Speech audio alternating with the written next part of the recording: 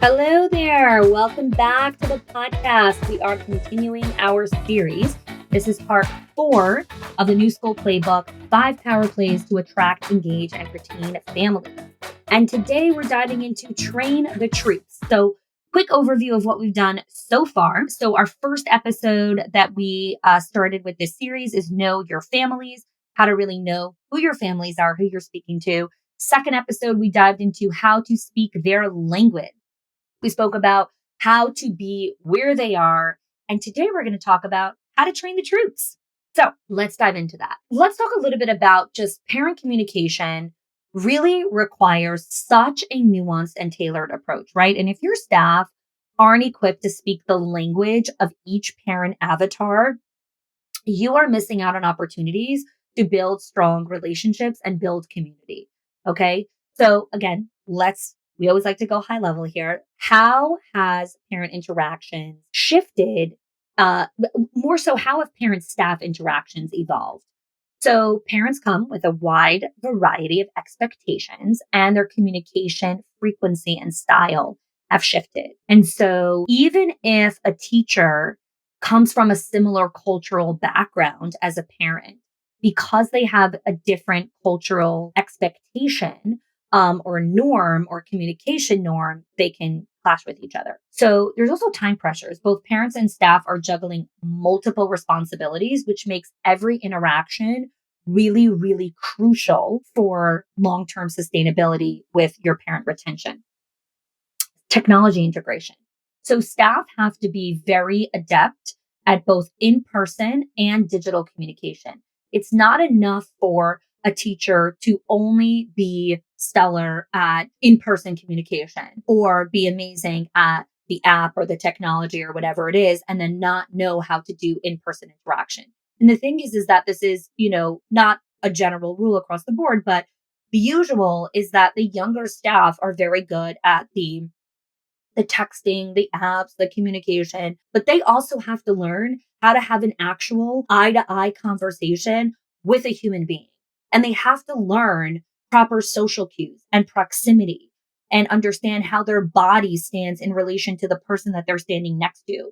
So one of the stories that I talk about a lot is one of the things I did when I used to kind of go into schools a lot more and do staff training is I would do staff training about parent interaction.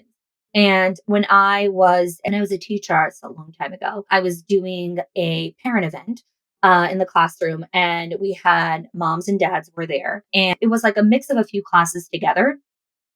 So there was a teacher in a different classroom we were kind of in the big social hall.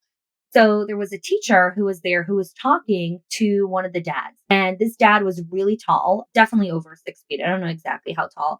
And this teacher was also really tall, but she was tall, and she was also like a larger frame. And when she was standing next to the dad, she totally didn't realize like her spatial awareness and proximity to the dad. And so when she was standing next to him, like she was kind of almost touching him. And I'm watching this interaction, and I'm literally watching the dad getting like all squirmy because he doesn't want to back up because that's like rude. Like, what, I'm standing away from you now. But he was clearly uncomfortable because the teacher was so close to him. So anyways, I kind of like just went by and I told the teacher, I was like, hey, I need some help getting some forks for the buffet table. Can you come help me? So I take the teacher with me and I move her aside. And then in the kitchen, I kind of, got busy with her over there, and she was already, standing somewhere else. It wasn't my place to tell her, hey, you're standing too close to the dad. My place was more as someone who was just visually seeing what was going on over there. It's like, hey, dad's uncomfortable. This is not appropriate. Let's get you into a different room. Let's move you away from the scene. So afterwards, the mom, because I've been in the school for a while, she knows me. She came over to me because she saw the interaction also. And she's like, thanks for doing that. That was very smart. You were very, very wise in that moment. She's like, you didn't embarrass her. Like, you just moved her aside. So I was just laughing. The whole, the interaction was over. Then I went to the school principal, to the director, and I mentioned to her the incident. I was like, by the way, this is something that happened. I'm letting you know, if I were you, I'd probably have a conversation with the teacher about, social proximity. So she's like, no, I know, I've already had conversations with her. I'm going to connect with her again. And then later, when I used to do staff training, I would actually do role playing with teachers and show them, What is the appropriate space to stand when you're talking to a mom or when you're talking to a dad? What is the appropriate place to stand when you're talking to a couple? Where do you stand in proximity when you're talking to a divorced couple who came together to parent conferences to talk about their child? I've dealt with that situation. How do you interact and talk to a same sex couple? How do you interact and talk to this type of couple, to this type of parent, to this type of mom?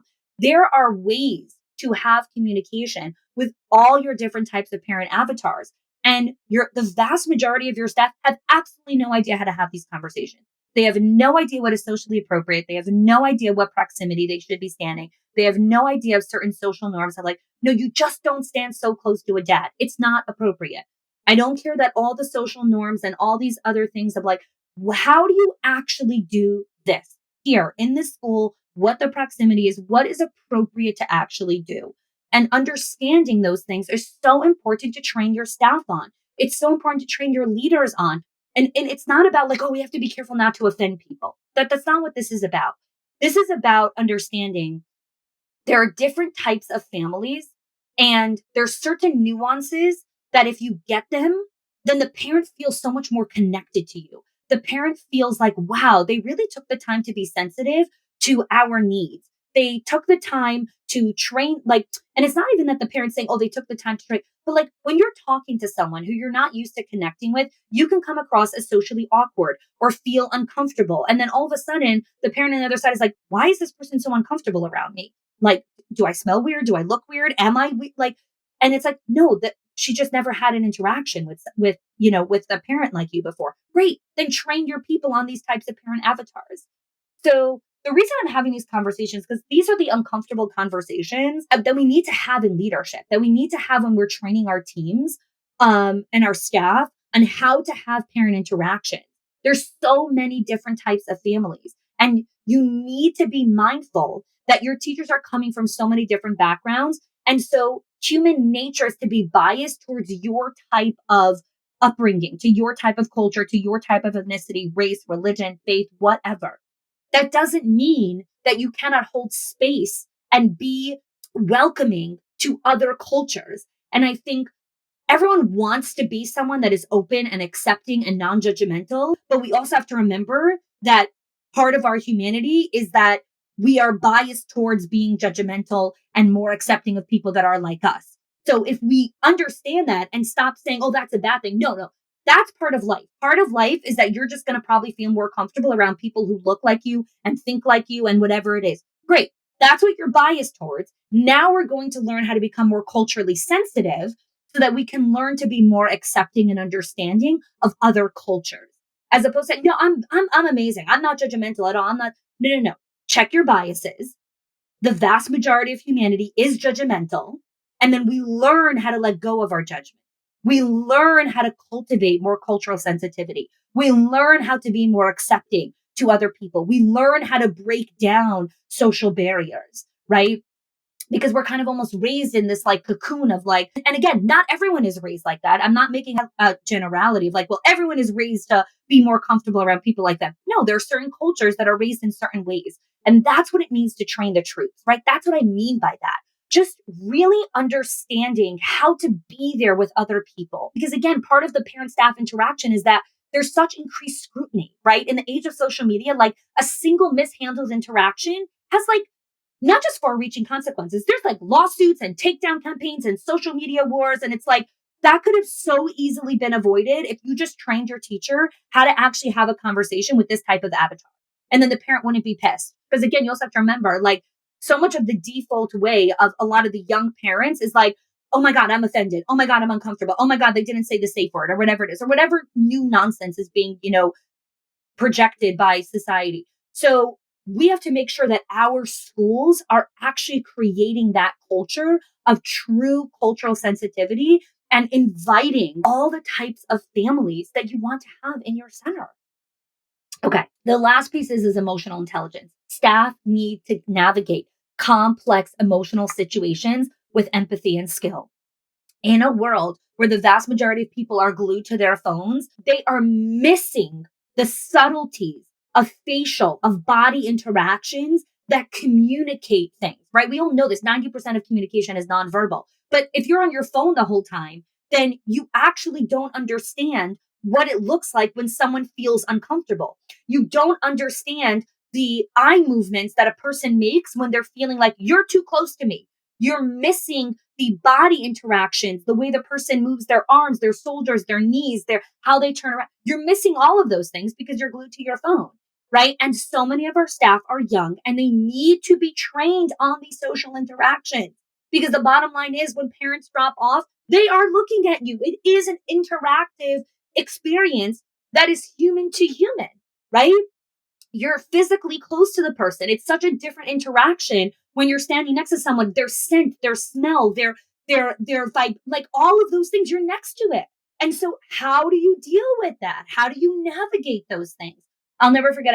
I had a conversation with an owner, gosh, 7 years ago, and I still remember this. She was saying that she had a teacher she was really struggling with because culturally that teacher came from a place that didn't really use deodorant or perfume or any of that kind of stuff. And a lot of teachers really had a hard time being around her because she didn't really smell very comfortable. It wasn't pleasant to be around her. And she was struggling in the lead up to parent conferences where she was like, oh my God, like this teacher's going to lead parent conferences. Parents are going to walk in. She's not going to smell pleasant. Like this, like, what do I do? Again, all of these things are part of training the troops, right? How to train your team. Okay. When you have avatar-based communication training, right? So many times I hear generic words of like, I need to train my staff how to talk to families. I need to train my staff how to do better parent communication. Again, platitudes. Here's what you need to train your staff on. A lot of things. One thing is avatar-based communication training. I need to train my staff on the 3 or 4 parent avatars, and I need to train them how to communicate and recognize what parent avatar they're talking to so that you're equipping them with the tools to connect meaningfully with every different parent avatar, regardless of their own background or their own communication style. So let's break down a little bit about what this looks like. And again, this is what I teach inside of our Schools of Excellence program. I've done one-off trainings with schools as well, where they brought me in to do a actual parent avatar communication training with their staff and do role playing and all of those things with them, which is always super fun. What's one thing that you could get started with? Number one, role playing avatar scenarios. Theory is important. Practice is crucial. Set up role playing exercises where staff members take turns playing different parent avatars. So let's say, for example, you have a parent avatar. Great. Alex is rushing in to pick up their child and she wants a quick update. Or this happened once, right? There was a parent, her name was Jamie. She came in during drop off and she pulled a teacher aside. She's like, I really need to talk to you about the school's recycling program. Like, I want to have a conversation with you about that. Okay. We have to train our teachers. Okay. How do you have conversations with someone who like at drop off thinks that now is the right time to have a conversation about the school's recycling program? Like, no, this is not the time to have that conversation, right? But that avatar exists. And I know you guys are all laughing out loud wherever you're listening because all of you right now know the Jamie in your school who has this type of request of the teachers during drop off. Great. Let's train our staff how to have those conversations respectfully so that respectfully we can tell Jamie, now's not the time, right? And Jamie doesn't feel like, oh, they just blew me off. So that's one thing to do. The next thing is craft avatar specific messages, right? Train your staff how to craft messages that's tailored to the avatar. So let's say it could be something like, let's say for someone like Jamie, right? Good morning, Jamie. Zach helped plant our new organic garden vegetable today, and he was so excited to get his hands dirty, right? So now we're communicating, right? She likes recycling, organic, eco-friendly, whatever. Great, lovely. Let's communicate to her in that kind of thing, right? As opposed to, let's say, a different parent who cares about academics and whatever it is. It's like, hey, Sophie mastered counting to 20 today. Check the app for the video, right? So different communication for different families, okay? And these are just like some of the trainings. So many times we overcomplicate what training actually is. And it doesn't need to be so complicated. It's just getting really specific about what you actually need to do. And a wrap up here. This episode got a little bit longer. I want each of the power plays to be about under 10 minutes. So remember when you're training your troops and when they're well trained, every interaction becomes an opportunity to shine.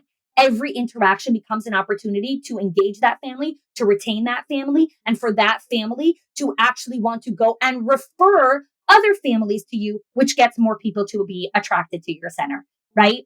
And so thank you so much for listening. I'm excited about you going and building stronger relationships with all your parent avatars. Next week, we're going to dive into the last power play, which is sync, connect, and sustain. So thanks so much for joining us.